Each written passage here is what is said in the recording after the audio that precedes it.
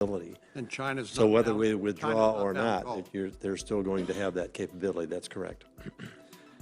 And Director Haspel, perhaps this would be a question for you. If the U.S. withdraws from the INF Treaty, and I welcome anybody's comment on the panel, if the U.S. withdraws from the INF Treaty, does the IC assess that Russia will place INF-range missiles in Cuba, or will they attempt to exert pressure in some other way?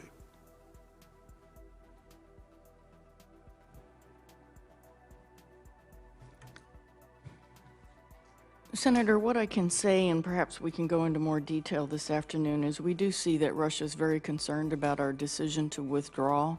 We do see also consideration of ways they can push back due to their own concerns about our forward posture in Eastern Europe. I think I'll leave it there for now, and we can elaborate this afternoon. I'll ask if General Ashley would like to add something. Please. Yeah, I would say that, and we can get into some more detail this afternoon, that their actions are not consistent with the ground-launched cruise missile that you already spoke about. It has already been fielded operationally, so it is in utilization and available. Their actions and what they would do, I think, would be symmetric to anything we did to move additional capabilities forward. And then those particular symmetric actions we can talk about in a closed session. Would anybody on the panel care to talk about my statement with regard to production of a low-yield warhead? Maybe General Ashley, I don't know who would be the appropriate person. So the comment of whether we should be developing. Correct. Yeah, I'll have to leave that to the policymakers. What you alluded to is our ability to kill and some of the weapons that we've developed.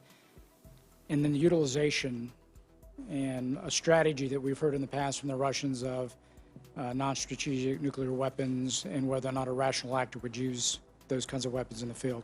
We know that the Russians have a first-use policy. The threshold where they think that the Kremlin would be at risk is probably what would drive that first use, whether see that as an escalatory control measure that they would put into place. I'll leave it to the policy folks to determine, the utilization of one of those weapons. When we talk about the use of nuclear weapons specifically, one of the things that, the threshold is pretty high on their use, which is why we see the manifestations of things like hybrid war. And if you look at great power conflict, it kind of flatlined after World War II, and things that have taken place in the world order that has been kind of the outgrowth of Bretton Woods. That the other thing that has come to bear on keeping great power conflict at bay has been the development of nuclear weapons. Thank you. Last but not least, Senator Sass. Thank you, Mr. Chairman. Thank you to all 6 of you for being here. Thanks to your officers and to their families. You lead and represent a community of folks who often have family disruptions, and there aren't folks who know to thank them. So on behalf of this committee and the American people, thank you. General Nakasone, when you were confirmed before the Armed Services Committee, I asked you a question about whether or not Russia or China had ever suffered a sufficient response to their cyber aggressions to warrant behavior change on their behalf, and you said no, they had not. At this point, in a classified setting, how would you answer, in a non-classified setting, how would you answer that question today? So, Senator, I think the way that I would answer the question is, first of all, what has changed since you and I talked last year is the fact that I think that from our work collectively across the interagency and the government, we have been able to show effectiveness against primarily in this case the Russians as we take a look at our midterm elections. Whether or not that spawns long-term behavior change, I think that's still to be determined. But certainly this afternoon we can talk a little bit more about some of the things we have seen. Thank you for your work on that and your success, and I know, Director Coates, you're going to give us some briefing on that this afternoon as well. I know that a number of people on the committee have been anxious to get a more fulsome report of some of the successes of the IC from early November, and I would just like to publicly say whatever portion of that we can declassify for the American people to know the successes of the U.S. government and of your community, I would urge that kind of declassification where possible. Director Wray, You have many priorities at the Bureau, but can you talk about threats we face with the long-term tech war, tech race maybe, against China? And domestically, when you think about Bureau priorities, looking at different Chinese actions inside the United States, how do you rank those priorities? Well, first, I would say that as I said earlier, that I think China writ large is the most significant counterintelligence threat we face. We have economic espionage investigations, for example. That's just one piece of it in virtually every one of our 56 field offices. And the number of those has probably doubled over the last 3 or 4 years. And almost all of them, not all of them, but almost all of them lead back to China. In addition to do you have anywhere near sufficient resources for all those investigations? Many of us used to ask Director Comey about jihadi threats against the United States, and we would regularly say, is the Bureau sufficiently resourced? And we were told that as long as the U.S. was active killing jihadis or partnering with allies in Syria to kill a lot of jihadis who were sucked there, he thought there were sufficient domestic resources in the Bureau. For counterintelligence and for corporate espionage purposes, are you sufficiently resourced? Well, I would say this. If the Congress were to entrust us with more resources, I can assure you we would put them to very good use. We've talked about deep fakes a couple of different times today. Our intelligence community is a product of history. 17 agencies is not the way anybody would design it from scratch, but that doesn't necessarily mean a reorganization is always simplifying. Oftentimes you create more complexity when you're trying to get rid of some of the duplicative functions that we have across different agencies. But when you think about the catastrophic potential to public trust and to markets that could come from deep fake attacks, are we, Director Coates and Director Haspel in particular, are we organized in a way that we could possibly respond fast enough to a catastrophic deepfakes attack? We certainly recognize the threat of emerging technologies and the speed at which that threat increases. We clearly need to be more agile. We need to partner with our private sector. We need to resource our activities relative to dealing with these known technologies and unknown technologies, which we know are going to appear anytime soon because it's just a very quickly evolving flood of technological change that it poses a major threat to the United States and something that the intelligence community needs to be restructured to address. We are in a process of transformation right now, which incorporates 6 major pillars that we have to put resources and activity against and fast. Cyber, trusted agile workforce, artificial intelligence, private sector partnerships, data management, acquisition, agility. All 6 of these are major issues which we have to transform. We cannot rely on status quo where we are now. We're the best in the world. We have to stay the best in the world, but we've got real competitors. And technology is giving them the opportunity to shorten that gap very, very significantly. And so we have a dedicated commitment to this transformation to, it's called IC 2025. What do we have to be in 2025, but not let alone 2019 and 2020? And we are using that throughout all 17 agencies in terms of how we have to adapt to that. And that's a major change that this IC has to go through, but we're fully intent on making it happen. Thanks, Director. Before the chairman gavels out a rookie, Director Haspel, are you confident that we could respond fast enough?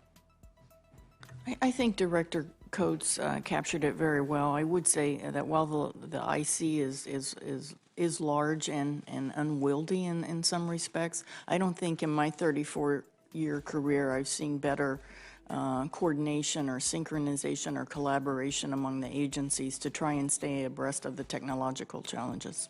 I hear that, and I've been reading Intel Daily now for 18 months, and the pace of upgraded game on the part of the community is a real testament to all of your leadership, but I still think the asymmetric exposure we have, where the barrier to entry for deepfakes technology is so low now, lots of entities short of nation-state actors are going to be able to produce this material and again destabilize not just American public trust, but markets very rapidly, and I think we need to be thinking about not just IC 2025, but I see 2021, 2020, 2019. If I could real quick, just go back to our opening question from the chairman where he said, are you concerned about our protection of data? So how do you get deep fakes that are really, really good?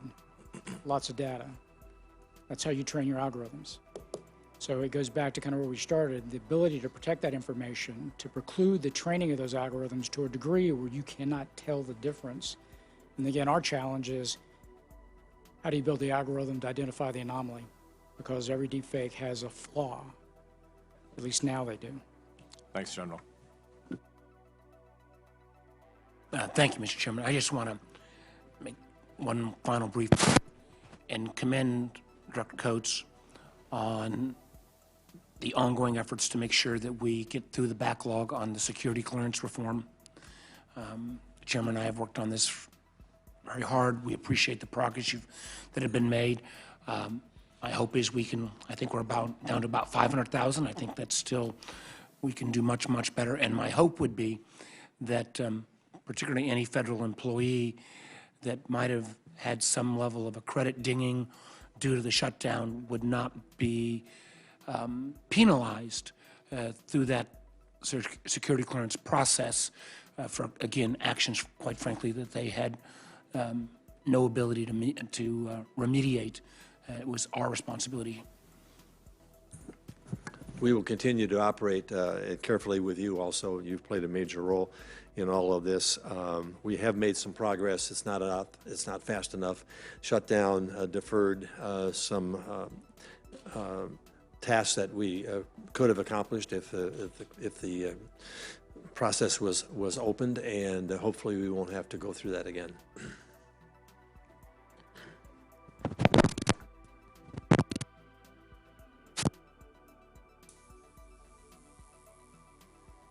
Let's try it over here. I thank the Vice Chairman for his comments. I promised all of you ample time for nutrition in between sessions, and I think we have accomplished that. I want to thank you for your testimony today in open session. The intelligence community has always prided itself on making the impossible happen. You go where others cannot. You find what cannot be found.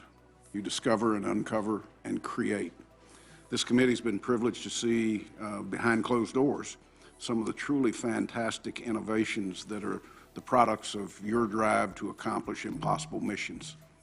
Sometimes these come from the minds of in-house geniuses. Sometimes they're the fruits of successful collaboration with contractors. These public-private partnerships have always been at the core of American success stories. However, as with any good competition, our adversaries have watched carefully, and they seem to be catching up. Director Coates, you note in your statement for the record that for 2019 and beyond, the innovations that drive military and economic competitiveness will increasingly originate outside the United States as the overall U.S. lead in science and technology shrinks. The capability gap between commercial and military technologies evaporates, and foreign actors increase their efforts to acquire top talent, companies, data, and intellectual property via licit or illicit means.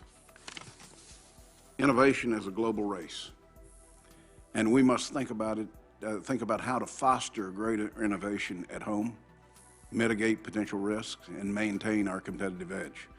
There's no easy path, but if we concede the innovation race, not only our global competitiveness, but our national security will in fact be at risk. We need to make sure we are monitoring and acting on threat information as quickly as possible and getting the information to the people who need it the most. The federal government should educate the private sector on threats, which we are, and enable a regulatory and financial environment that enables innovation. In turn, the private sector needs to listen better and be constructive and thoughtful partners.